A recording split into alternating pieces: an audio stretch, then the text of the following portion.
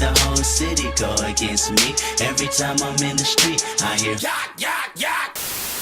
Hello, welcome to 1 week later video, Isaac, because I'm starting to edit this and I realized that I forgot to record an intro. Welcome to the Year 2 season preview.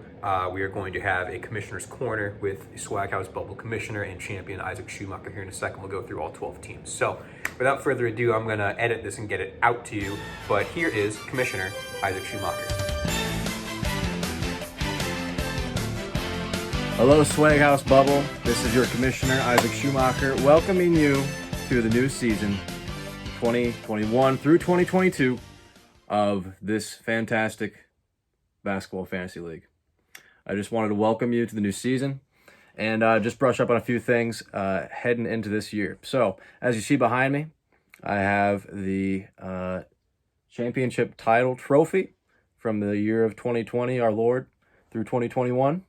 And I want to say that this is exactly what we plan on doing again.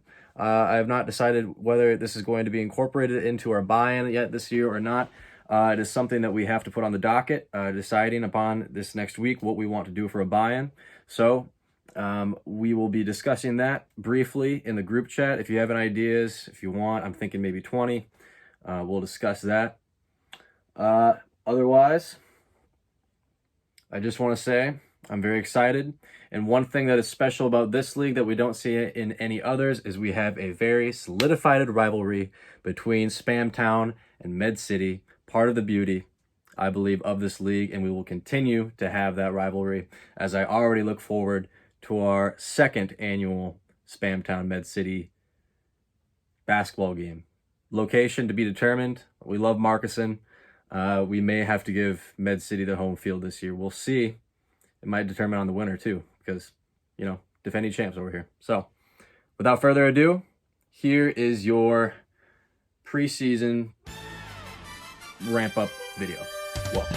All right, we thank Commissioner Schumacher and welcome Commissioner Schumacher. And this is the first time we've had anybody actually on the set. It's wild. This is in my room. It was the other side of the basement. Could be here. Yeah, we are going to take you through all 12 teams in this league in reverse order of the playoff standings, but obviously 4 teams did not make the playoffs. Just on a general sense, you know, there were a few moves, there were a few teams made things happen, but I think generally most teams stood pat. So we're seeing a lot of the same, you know, star players for the same team. So we'll see how much things change going from year to year, especially with these teams in the bottom 4 that didn't make the playoffs. So without further ado, we're going to get right into it and start with he said he was going to have a second manager. As of now, has not happened. It's still in the works. In the front office of the Riots is in negotiations to see who their next general manager will be. But for the time being, it's still up for grabs. We'll have to watch out for that as Jack Dankert moves from general manager to president of basketball operations for the Riots. But the Minneapolis Riots looking for a sense of identity after a year where they were plagued with injuries. I think that was a storyline that went under the radar, and also plagued with not setting your lineup itis, I guess. A terrible, terrible affliction. And they finished 2-14, but looking at this roster, I think injuries might have played a bigger role in their downfall last year than people might be giving Jack credit for. You're looking at D'Lo, Jaylen Brown, Jason Tatum, Siakam, Mitchell Robinson, and the utility of Devontae Graham, Karis LeVert, Kelly Oubre, Cade Cunningham on this team. Cam Thomas looks good in Summer League. Yeah, I think I see a bounce back. 2-14 last year. I think there's nowhere to go but up, but I have the predictor has them 8th as a fringe playoff contender. Do you think they could take advantage of some Spamtown games here? Are the Riots a playoff contender? Someone to get into the top 8? I think it's going to be tough for the Riots to be a playoff contender again this year just because they have so many players that are injury prone. They have so much talent and they have good balance on their team. So there's a lot of positions that are covered. It's just a matter of whether they can stay healthy. I mean, we're going to be relying on Karis LeVert. We're going to be relying on Mitchell Robinson a lot. Like, that's going to be the starting 5. And if he's not on the floor, then that's going to be a problem. Also, Pascal Siakam taking a lot of the salary cap hit, and he did not play a significant role last season. He's going to have to be a major role for this team going forward. There's a lot of exciting players. Tyrese Halliburton, very exciting. James Wiseman, if he can come back, he'll be exciting. Devontae Graham in a new environment and like a really prolific offense in New Orleans. So that's also exciting. There's a lot to be anticipating here with the Riots. It might be one of those things where if they want to compete, they're going to have to shave off some of their younger talent to try to make a move and acquire like a bona fide superstar somehow. Yeah, you know that, big men are what kind of make this league go with the head-to-head points format, and you look at the centers and it's Wiseman and Robinson, two guys for the future, but also have big red O's next to their name. Right now, ESPN has the Riots at 32% playoff odds. Excuse me, I'm going to turn my laptop on silent mode. Moving to number 11 from last year. Where did it go? Oh, wow. Is that the fat old man? It is the fat old man. It's the Boston fat old men. And I think the biggest story here, obviously, is can the man set his lineup? Can Tony Ciola get in here and put enough effort in on the front end in order to let his guys work for him? Because you look at the starting lineup, and I think it's pretty solid. The bench depth is really not there right now. We'll see what happens this year. But, I mean, you said the names are there. Bradley Beal, Brandon Ingram, Anthony Davis, Rudy Gobert, Kyle Kuzma in a new place in Washington. We'll see whether he's a contender or pretender this year. Could be a good utility piece for him. Lauri Markkanen, Tim Hardaway, a lot of new guys coming in. He's going to find one Cleveland power forward that's going to work because he's got all three of them. Yeah, there's Markkanen, a lot of love for Cleveland in here. He's got crackhead Beverly. Yes. That's the energy you want to bring to a winning team. Absolutely. It's a struggle right now for Tony still in the point guard spot. Quickly is going to be a third stringer, it seems like, in New York now that Kimba's there. Mm-hmm. And, Beverly is going to be coming off the bench for Minnesota. Melton is going to be coming off the bench for Memphis. And Brunson's coming off the bench for Dallas. So there's really not a point guard on this team that has a starting role. Monte Morris is the one guy, now that Jamal Murray is out for Denver for the time being, that will be a starter, but still on the lower end of what you would expect out of a starting point guard role. So there's still work to be done in Boston. I'm afraid there's not much else to be said. Kind of my thoughts exactly. We hope to see he puts in the work.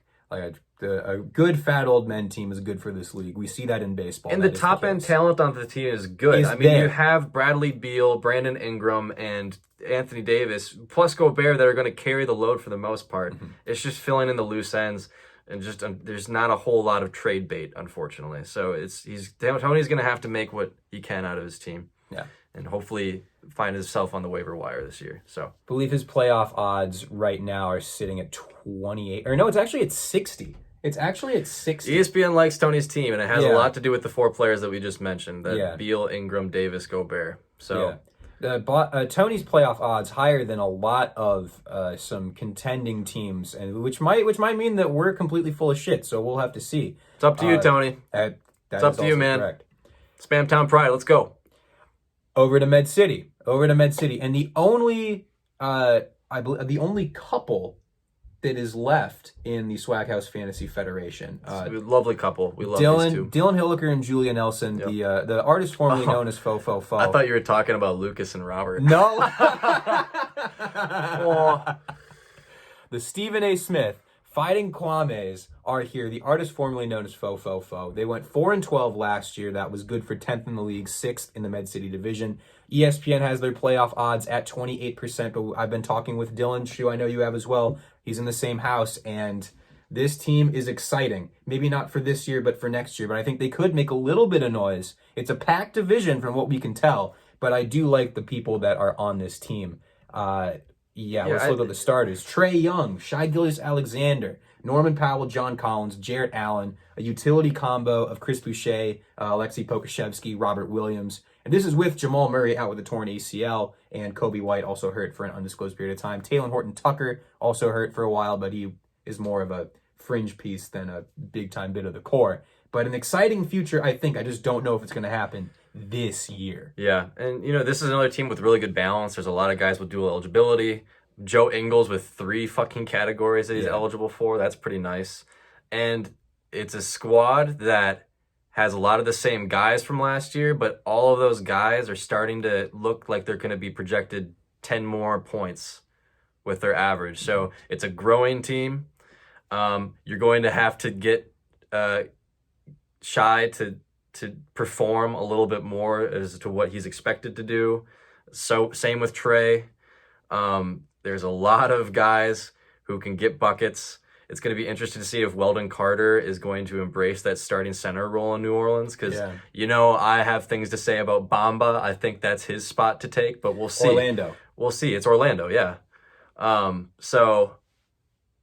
a plethora of rookies like Zaire Williams, Kai Jones, Jalen Green. Yeah. I mean, like, Dylan did really well in the draft, and so there is a lot to be excited for. Again, I'm not sure if he will have enough star power to get him to the playoffs, but there's a lot of guys on this team that will average 40 or more points, and that's very promising for Dylan. Yeah, I mean, it's the hero way, honestly. Yeah. I mean, Kevin's got a little bit more on the star end, and we're going to talk about that in a second, but I mean, the depth is looking really, really good.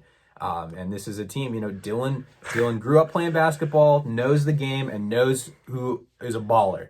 And he's been on the record saying that this is a multi-year project, and we'll see how year 2 goes. But you know that year 3 is always the key year to make things happen. So I think he's got one more year on the leash before you need to see the Kwames do something. Alexei Pukajevsky, the guy to look for. Big time. A power forward that is going to put up 50% of the shots in Oklahoma City. You cannot tell that man to stop shooting. It's ridiculous. A lot of shots to go around in KC. Oh, yeah.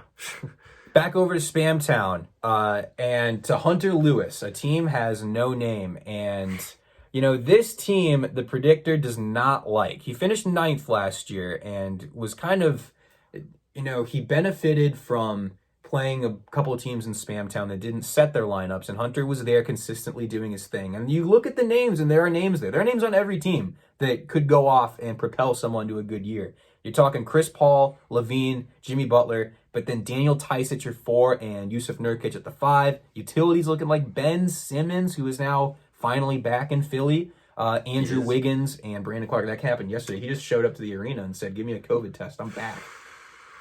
Yeah, so we'll see how that plays out. But Ben Simmons is here.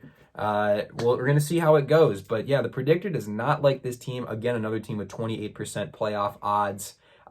It's got him 12th. It's having him take a step backwards because I think it's thinking that Jack's going to take that spot too. So I guess who would you take there? Who's a better threat for the playoffs, Jack or Hunter? And can Hunter go forward, or is he done enough? Hunter's team is, age-wise and in all respects, a team that is set up to win now.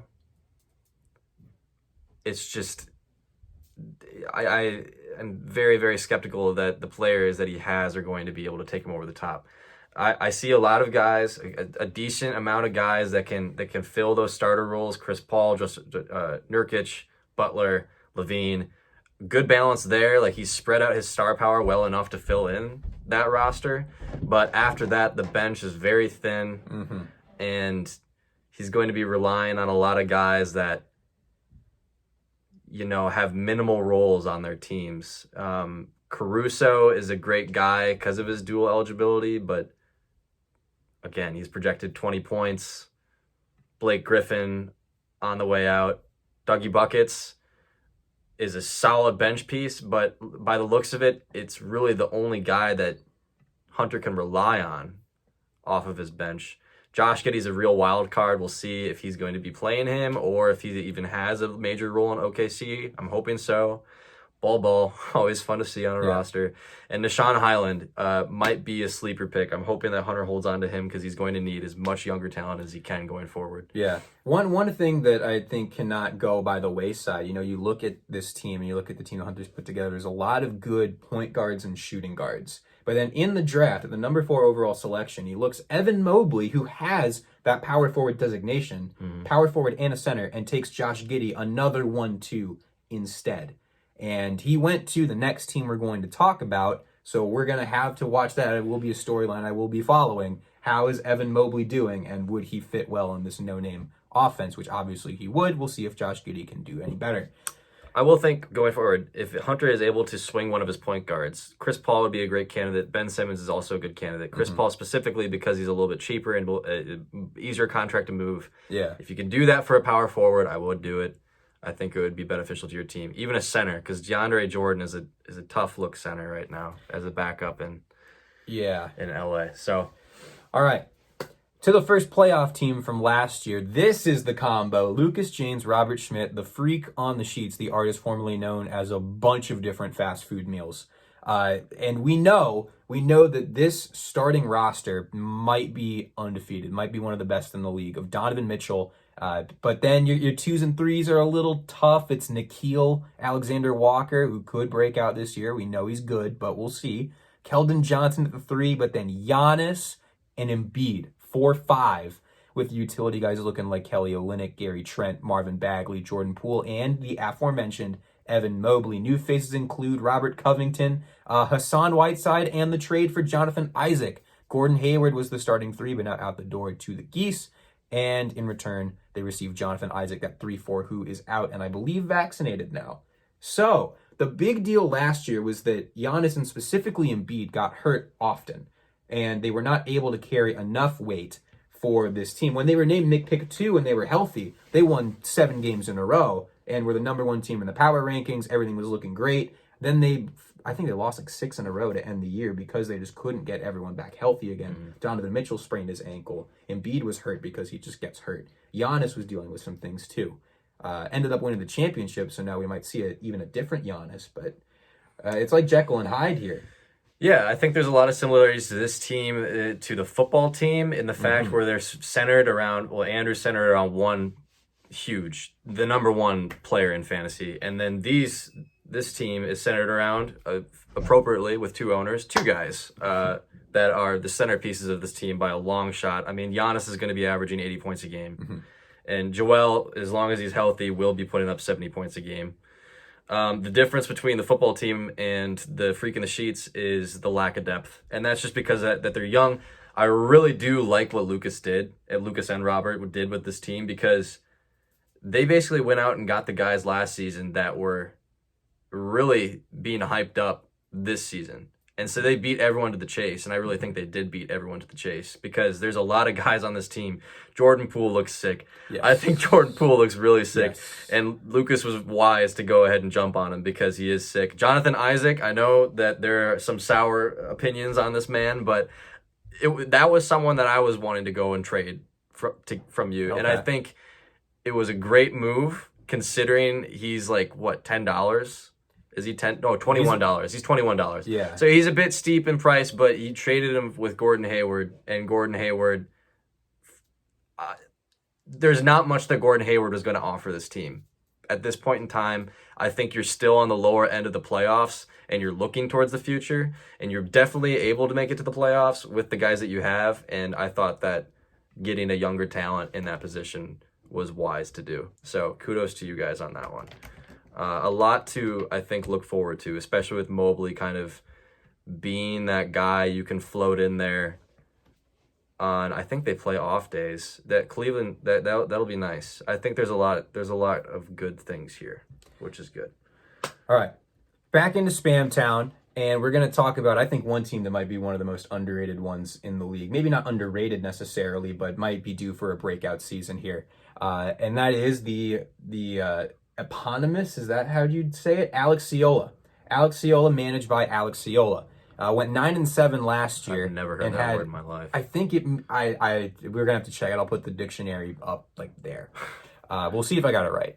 But they went 9-7 last year, 3rd place in the Spam Town division, and obviously you want to talk about 2 guys that really control a starting lineup. James Harden, Kevin Durant are here, and they're on the same team, which like Alex didn't even think of that when he drafted him, because Harden was a Rocket at the time. So now they're on the same team, giving points to each other. We saw how that worked. But again, much like Lucas and Robert's team with Giannis and Embiid, if those guys get hurt a lot, which they were, that's how things fall down. He got into the playoffs, lost to the Destroyers, and that was it. The Predictor loves his team. Loves this team. Has him 2nd place in the entire league, and it's by a decent margin. And that's over every single Med City team. That's a spoiler. 1st place in Predictor is a Spam Town team. Starters here: Drew Holiday, Harden, Durant. Power forward again, looking a little weak. Serge Ibaka. Let's make some moves here. Center, Clint Capella, and then your utility is Valanciunas, Terry Rozier, Dejounte Murray, Mason Plumlee on a just for shits and giggles. Scotty Barnes, the rookie, not many new faces. He's basically running the back with the same guys. It's all about being healthy. It's all about being healthy. With the biggest thing with this team, I think, is the lack of balance just in that 3-4 spot. You're banking on you're banking on Durant, of course, to fill in one of those two spots. And we all know that he's had some trouble staying healthy. And then after that, you got Scotty Barnes as the next best thing, I think, to fill that role. And again, you probably don't want to be starting Scotty Barnes if you don't have to this year, just so you can save on his cap. You're loaded at the 1-2. You got Harden, you got Holiday, you got Dante, you got Rozier, and you got DeJounte Murray, which means you can't play all of them. And I think it would be nice to go out and try to trade one of those players, maybe a Holiday, and swap him for an Ingram or something like that, and try to make a deal to fill in that 3-4 spot more so for you. But again, I got a lot of guys that are averaging well above 30 points a game off the bench for him, and he has those bona fide superstars that he can fill in. Clint Capella as your guy to rely at your centerpiece might be a problem too if he gets hurt, but there is enough depth with Valanciunas there at the 5 to fill in any gaps in that. And again, it was a team that I feared going into the playoffs. Yeah. And it continues to be a team that I would not want to face. Championship upside here. I think we saw that. I think there is a good possibility of a championship in Alex's team. If it all goes right. I think it will take a little bit of managing, but he set himself up very well to make it happen. Yeah. So, I mean, he's done it well, and it just has to come through for him. Staying in Spam Town, we want to talk about the number 1 overall team that the predictor says is going to win the league just based off this. you respect him or you fuck him. Exactly. Which one? The most polarizing man in this league, galvanizing Swag House Bubble. The Washington football team is here, and he's just made a move. He's just made a move. This team is scary. This team is terrifying. I mean, I did the predictor, which is obviously like you take that with a massive grain of salt. That's not like crazy analytics or anything. I'm doing that just like off of what fucking ESPN's telling me. But like it passes the eye test. It passes the predictor test. You know Andrew's going to be managing this team. The depth is insane. And that's where the spreadsheet really loves Andrew's team. Because the starters are solid compared to other starters in the league. Nothing special necessarily, but passable, like good to average. But the bench is starter quality. If you have 12 guys that could start on any team, which means you're getting points every day. Sorry to cut you off. I was just going to say, I mean, if the starting lineups in this league were 15 players, I don't think it'd even be close. The football team would win. Yes. I think it would not even be close. Unfortunately, you'll have to pick 6 players to start every day. And that is the biggest challenge for Andrew every day, is trying to discern what players he should be starting, because you don't know who's going to pop off. I mean, you can only choose one ball brother. Like if they're playing on the same day, it's LaMelo or it's Lonzo, and you can't, I mean, unless you want to fill in your utility spot, but there's also so many other guys that you could just throw into there. Like you got Miles Turner, you got Ant-Man, you got Michael Porter Jr., you got PJ Washington, who I love PJ Washington. Like he's solid. Been known to go off in the clutch. Yeah, and then you got Kyrie that you're gonna have to almost give precedent to over either ball brother still. So I mean, it's one of those things. Andrew has all of his spots filled.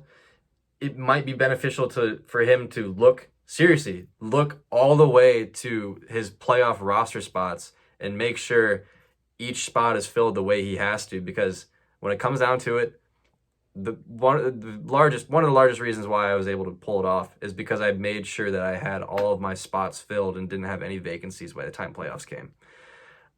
And I think that would be a word of wisdom for Andrew to make sure of, because there's no holes. There's no holes. Even if guys get hurt, he's going to be able to plug and chug. And so, really, this is the most feared team in the league this year. I really do believe so. Even preseason, ESPN gives the football team a 93% chance to make the playoffs. That is how confident even ESPN is in this team with calculations that I don't know how they do it. But like my calculations say they're going to make it. My eyes say they're going to make it. His eyes say they're going to make it. And ESPN says that they're going to make it. The football team is for real. It's a matter of how far Andrew wants to take them. I love the Kyrie trade for Andrew. Yep. I love it for both sides, honestly. A lot of sense. But like the wild card is now on Andrew's team. And if Kyrie does end up getting vaccinated and comes back and actually plays, then that's huge. And he didn't really like lose anything in the depth in-depth areas. He's still fine. The only team that didn't make any moves last year and then made a blockbuster trade to start off this season. So the first move ever for the football team. That was a franchise first. Yeah. And Andrew asked me after the inaugural draft last season, like, what do you think of my team? And I told you, I think you have a really good squad. I think they're a year away, and you have a lot to be looking forward to. And sure enough, here we are. We're 1 year later, and I'm not looking forward to it, but I know Andrew should. So, yeah, it's good. From a team that was 1 year away on draft day to a team that might be 1 year past its prime now, we talk about the Grand Meadow Golden Geese. That's how I feel about my boys. Russell Westbrook, DeMar DeRozan, LeBron James, Domantas Sabonis. There's no problem with those top four. But you get to the center spot, and there is a DeAndre Ayton-sized hole where Al Horford sits, and the utility role is now filled by, a revolving door of good players, I believe. Ja Morant, needs no introduction there. Jaren Jackson Jr., Malik Beasley, Spencer Dinwiddie, and now the newly acquired Gordon Hayward at the 3 spot. Jonathan Kuminga's here. Thaddeus Young is here after Lucas and Robert dropped him on like one of the last days of the regular season or even the playoffs. I don't know. Trey Murphy's here. Looks good for the Pelicans. But, the big thing for me, I think, is that Russell Westbrook changed jerseys and now is with LeBron. Those are two very big triple-double guys. My team last year was very triple-double heavy, getting those 5-point bonuses for a double-double, 8-point bonus for a triple-double. And now you wonder how much the ball can go between two different people that based a lot of their point scoring off of getting those bonuses. So I feel like there's going to be a little bit of a fall off here in a division where there's a lot of heavy hitters. I think this team is good. I think it's probably still a playoff team, but I finished 3rd last year, 2nd in total points scored. I don't see that happening again. I'm at 57% to make the playoffs, below the Boston Fat Old Men. That's what I got. Well, I know that you will admit that you did your own damage to this team during the offseason, but I do think that you struck some bad luck too. You can't predict that. You had 1 Laker on your team last year, and now you have 3. Just because of how things happened. And you had, I think, 2 Grizzlies on your team, now you have 3. You had 1 Bull on your team, now you have 2, and one of them being your star small forward who's going to have to share touches with everyone else in Chicago now. Yeah. It's kind of just a series of unfortunate events for the Geese. Yeah. It's one of those deals where you kind of go from being able to contend to contemplating starting over completely. Yes. And so I think I'll tell you that's on the table. That's on the table, everybody. The first round of divisional matchups is going to be very telling, I think, because if you can't survive the ringer of Med City, really that's the biggest thing that matters coming from that division. You have to be able to survive that, because maybe you can cakewalk through Spam Town, which I don't even think you can do that anymore. I don't think Fellas, so. Fellas, we cannot. Come on. I thought last year, yes. I think last year, Med City, I think from a just a rational standpoint, did better. The teams were better. It just happened. This year, that's not the case. That's just the deal with this team, is that there's a lot of expensive guys that are older and may even be tough to move unless you're willing to take less for them, because they're going to be rentals. Right. And so, and LeBron's one of those guys where, do you keep him till retirement just so you can get your money back on him? Because that's also an option. But the way that we formatted the budget now is it wouldn't be the same. That's actually one thing I want to say is, yes, if your player retires, you still get monetary value for that player. But now that we're resetting the budget going into not this next year, but the year after that, everyone's going to get $100. And you can make that go towards your free agency, but it's just going to be salary cap space. No one's going to get any extra money for their players after they retire, because now we're resetting the free agent budget. and it won't be just a continuous thing where you can only be replenished by a player retiring. So just so we can get that out there. But yeah, it's just kind of a tough look for the Geese. It'll be interesting to see where it comes down to these first, the first month of the season, and it really is a record-based thing.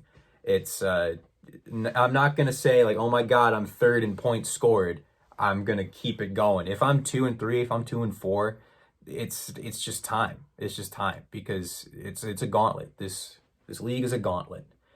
Speaking now of the second round teams. Hey, are you guys talking? Oh, are you guys doing the video right now?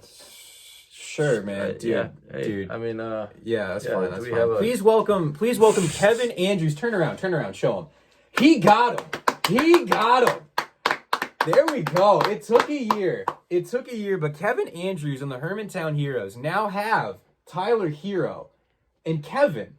I mean, look at this. Like, I don't know when you started fantasy sports, but like we're about to record the football thing. This is a Tuesday night, so I still got to record the football one. 4-1 are the Hams. The Hosers start play tonight, and the Heroes are now here. You kind of looks like him. Don't you see it? A little bit of a resemblance there. Yeah. There we go. Wow, look at that. That's crazy. That's incredible. Yeah, that's wild. Hey, So we'll go through. We'll see how you're feeling. But like, here's the team. ESPN has you at 68% odds to make the playoffs this year in a tough Med City division. The predictor has you 7th as the 7th seed right now. But there's a lot of good teams at the top. Starters right now looking like, the guards are crazy. Steph Curry, Marcus Smart, the shooting guard, OG Anunoby, small forward, then Christian Wood, Bam Adebayo, and then your utility. The utility is just like crazy because you can cycle out guys like Jeremy Grant, RJ Barrett, Mike Conley, the aforementioned Tyler Hero is here, and Kemba Walker. And I think Kevin won free agency. Honestly, there were not many moves to be made in the free agency period this year, but I think if anyone made their team better, you could say Andrew, you also could say Kevin. Aaron Gordon is here, Goran Dragic is here, Eric Bledsoe is here, and James Bouknight and Moses Moody. I love that second round selection. Moses Moody is here. Kevin, you have a team that has a lot of players that are going to be projected more than they did last year, and you also have a handful of players that are going to be projected less. I'm looking at OG Anunoby as being that bona fide starting 3 for you this season, which is very nice. I think it was kind of one of those things that you struggled to know who to start last year. I think OG can be relied upon to be your go-to guy to be in that role, which is nice. You always want a guy that you can have locking up that spot. Yeah, let him play. Bam at the 4, Christian Wood at the 5.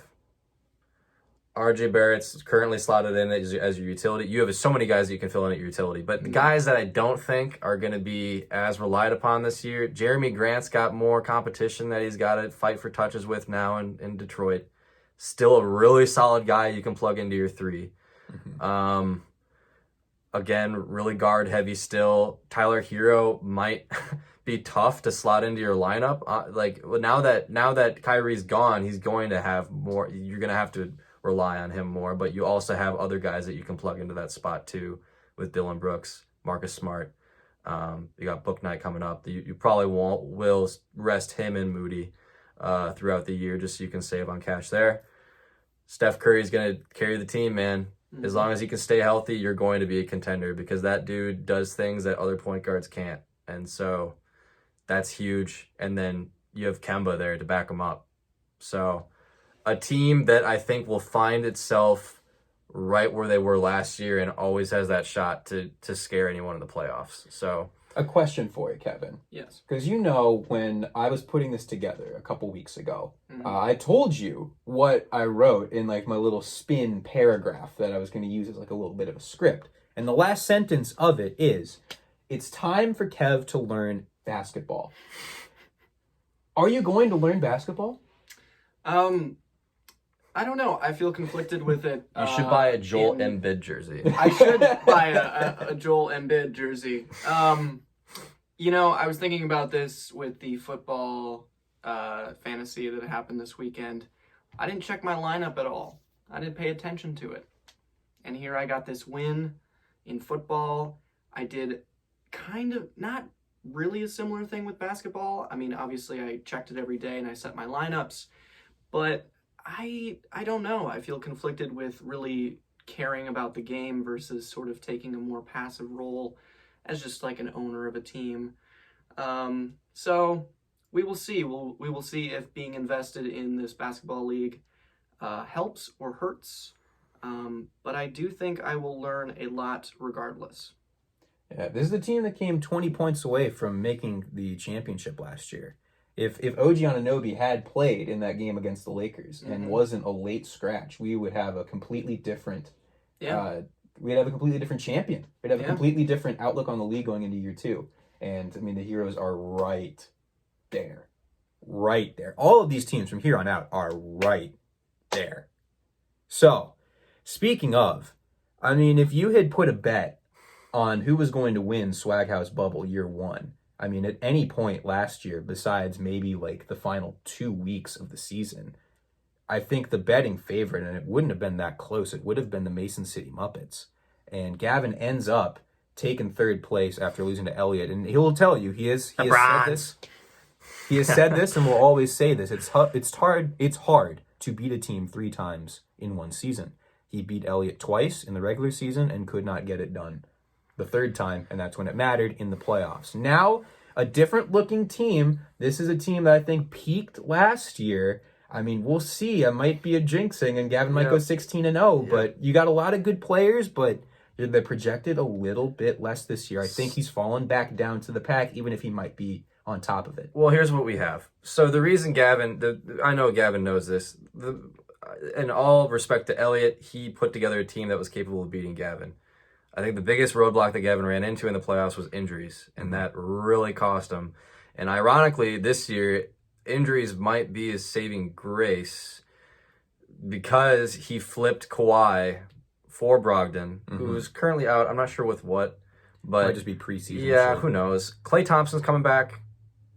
He's been sitting on his bench for $1 for an entire year. Now he's going to be able to finally utilize him. How that's going to be effective, we don't know yet. But the biggest thing is, and we make fun of the man for it, but if the Muppets are going to be doing anything this year, it's going to be because Paul George is going to average close to 70 points a game because he's going to be the one that the Clippers are going to be relying on to take him the distance.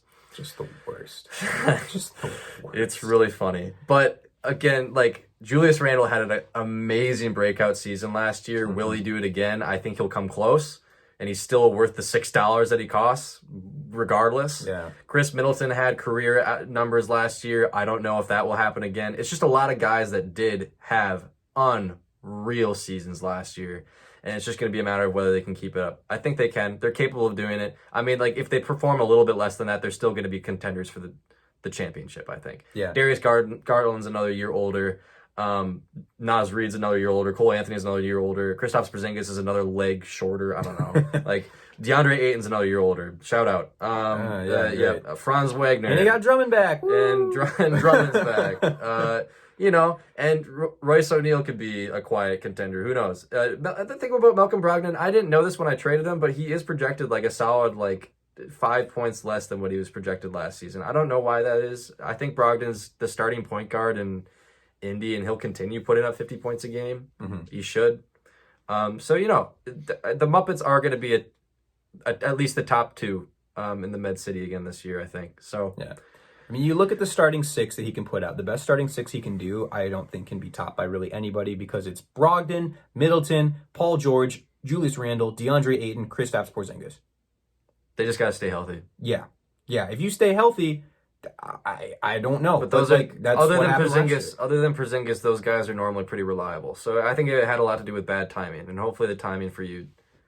I mean, I don't care, but for you, I hope it works out a little bit better than this. ESPN has him at 83% odds to make the playoffs, which is second place in the division because first place, the predictor says, ESPN says that the preseason division champion of Med City is not the Mason City Muppets, but it is last year's finalist, the Norway Neckboys, Elliot Newman, 2-6. The original Norway.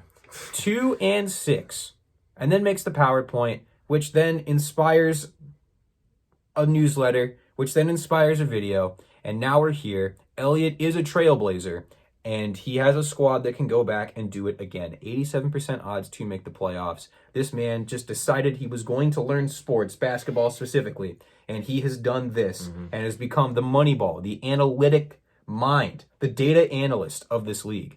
And ESPN loves him for it. Luka Doncic. Devin Booker is still here. Somehow is still here. Bogdan Bogdanovic, Zion Williamson, Rashawn Holmes, and then a utility spot that could be held by De'Aaron Fox, CJ McCollum, breakout star Kevin Porter Jr. from the second half of 2021, and Jakob Poeltl. New faces include Corey Kispert and Alperen Sengun D's nuts. Yeah, he's here. Well, again, another team that has really good balance. Luka is only qualified as a point guard for the time being. I think that may change. Maybe he's going to get that 3 eligibility back. We'll see. But again, you got Booker. I always think that Booker is capable of averaging 60 points a game. He's still only projected 50, but that could change. It's just that Phoenix has gotten so much more balanced as a team in general. That's the reason why Booker's numbers have gone down recently. But he's still going to be relied on to be the number one scorer on that team. And then you got CJ, you got Sadiq Bey, who I'm still really high on. Rashawn Holmes with less competition at center there in Sacramento. And then so many young guys that, like, again, I think that the Neck Boys are similar to the Freek and the Sheets, where they got ahead of the curve on some of these guys. I think some of them will hit, some of them will miss, but we know Elliott, he's going to be on top of everything, and he's going to be able to fill in those missed holes anyway. He's got a couple guys in Kevin Porter Jr. and Kenyon Martin Jr. in Houston that are, they're going to be fighting for their own spots. It's always nice having guys fighting for spots. Like if you have guys on your fantasy team that are getting solid minutes and trying to prove themselves in the NBA, you're going to be doing pretty well as long as those guys continue being in that role, because they're gonna light up. And then Wes Iwundu is also back on this team. He's here. He's there for now. I'm glad that he's starting the season on this team, because it just wouldn't be the same without him. And then you gotta make sure that Zion's back. If Zion misses some time, especially going through divisional play, that might be tough. I don't know. Your team's capable of surviving a fall like that, but Zion, you need Zion to be relied upon, especially to get through the Med City. So, and then TJ Warren's still on the aisle. So I don't know. But Wild to find a guy rostered that is it says he's rostered in 0.0% of leagues, but Wes Iwundu is here. Elliott's blazing trails. And now, let's talk about the champions. And through my research, it's just really interesting because ESPN has you at a 96% chance to make the playoffs. It is as much of a lock as ESPN will give it to somebody before the ball has even been tipped on the season. What I did, the predictor, does not like what's happened here. It has you ranked 5th right now, 3rd in the division, I believe because of a perceived lack of depth. Yep. But the starters are the starters. And we know that good big men win championships. And the best big men duo in the league, bar none, without question, is Karl Anthony Towns and Nikola Vucevic for the Destroyers. And guess what? He's the man wearing the jersey. So, in your own personal beliefs, like, I know that, your team's going to make the playoffs. Your team's going to be good. You have been doing this for a while. This is not your only fantasy basketball league. Like, you have the experience. The Destroyers will be back. It will not be easy to take the crown from the commissioner. Do not get it twisted. But do you see yourself still on the throne, ready to chop down anyone who comes to you? Or is this a knockdown, drag-out battle in year 2? Do you feel like there's work to be done to get back to where you are? Inshallah, good health. I am on the throne for a reason. But the reason why your predictor didn't have me on the top is because I don't have the depth. There's a lot of faith that I have in the bench guys I have. Like, there's a lot of my bench that isn't even projected. They don't have any projections for them, but I'm still super high on them. Like, Bamba. I'm fucking high on Bamba. Yeah. I'm also high on Malachi Flynn. Whether he's going to be doing it this year or in the future, I think he is an integral part of what Toronto wants to do, and they are going to rely on that man. Van Vliet, with Kyle Lowry out of the way, he's projected 5 more points than he was last year. He's going to be pushing up to 60. Dame's going to do what he does. Tobias Harris is still the number 2 scorer in Philly, and if he isn't, then I think that's going to be Tyrese Maxey, who I also have on my team now. So, also, I didn't love that I drafted John Wall in free agency. I think it was kind of dumb, but I'm like, fuck it, John Wall. But really, I was really excited because, Kevin, I'm not going to lie, I was going to send you a trade to try to get Eric Bledsoe, and then I saw that you were dropping him. And so I'm like, well, I guess I'm just going to get Eric Bledsoe for free. You wanted Bledsoe. I wanted Bledsoe because there's no one else on the Clippers team right now, guys. Like, Paul George is literally the only guy on that team. And Eric Bledsoe is going to be the starting point guard. And he's got dual eligibility. And he's going to be filling in spots. Like, guard is not the area that I need the most. It's 3-4, but like I will gladly take the man who scored me 70 in the final game of the season last year. Yeah. Like Eric Bledsoe's, we make fun of Eric Bledsoe, but he's no one to sleep on. But again, the guys that helped me out last year, Kyle Anderson, not sure if he's going to average 40 points again for me. Jay Crowder, another wild card. Isaiah Roby and Baisley, both 2 guys that I'm going to heavily rely upon to fill those gaps at my 3-4 spot. So I'm really hoping they can pull through for me. Overall, I'm really excited, especially getting Jalen Suggs, Chris Duarte, some other guys, rookies on my team that I'm going to be able to stash away and won't have to rely upon, hopefully. But overall, I like where my team's at. I like where we're going in the future, and I still feel confident that we'll be in good shape, hopefully, by the time playoffs roll around. Yeah. Tough news on Kawhi Leonard. That kind of yeah, sucked, that really, but... I was taking a gamble. I knew what I was doing. I was really just banking on Kawhi being available by the time playoffs rolled around. Yeah. Even if he comes back, he'll be on a minutes restriction, but he's still a guy that I can plug in there and feel confident that he'll get maybe 40 points a game for me. So, okay. If he's there. So that's the league. I have, a list of, I have my 1 through 12 predictions. I have the predictors 1 through 12. I have ESPN's 1 through 12 kind of right here. But I just think for the sake of time, because I see it right up there and it's a lot. Thanks for sticking with us. Yeah. Yep.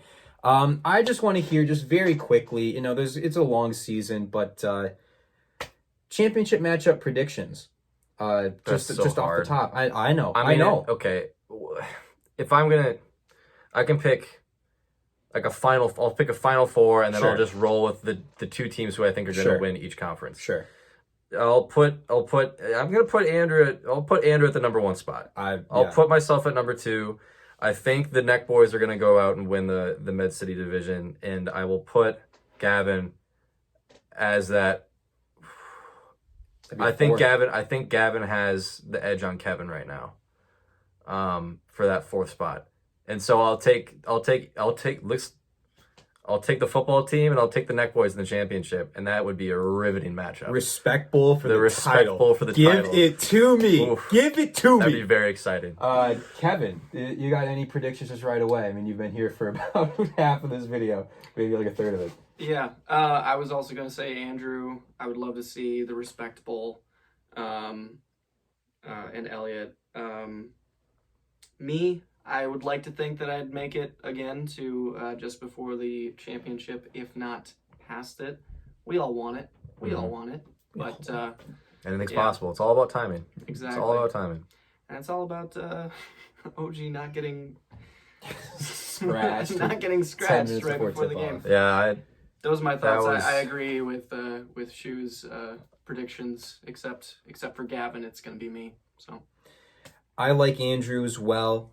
I think Gavin will make an effort. I think he's going to be a little bit more diligent on the waiver wire, which is not something you want to see necessarily. I like Elliot to come back. I like Kevin to come back. Shu, I like you as well. I think there's a top 5 here. With Alex Ciola could make some moves if he wants to stick around. So I think, honestly, I mean, we're kind of on the same page here. I like Andrew. I like probably either Gavin or Elliot to be that 2-3. And then I'm going to take Kevin. I'm going to take you at the 4. So I think my championship is going to be football team Muppets. I think Andrew's going to be the ascendant, and I think Gavin will not be able to stay away from that title game for too long. I think he's going to get a little bit better luck. We're going to see that his team is just really, really solid. So football team Muppets, I have no idea who's going to win it. Nobody has any idea. But actually, I mean, what about Golden Geese Riots? Yeah. And on It's that time note, time to end the video. And on that note, we are going to go. Thank you so much for sticking around. Ivan Schumacher, the commissioner, Kevin Andrews, Heroes. My name's Ivan James. Thanks for sticking around. The first day of the season is October 19th. Set your goddamn lineups. Let's roll. We're back. We're back.